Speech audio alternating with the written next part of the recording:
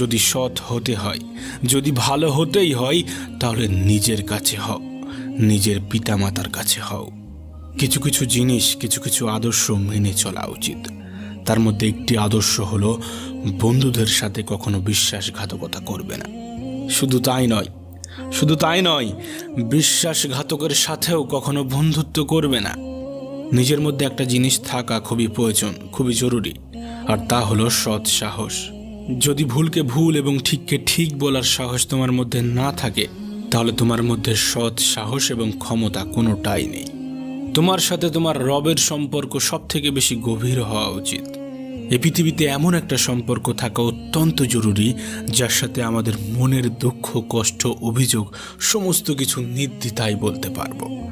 আর সে সম্পর্ক অবশ্যই তোমার রবের সাথে তোমার গড়ে ওঠা প্রয়োজন। তোমার রবের সাথে এমন একটা সম্পর্ক গড়ে ওঠা অত্যন্ত জরুরি।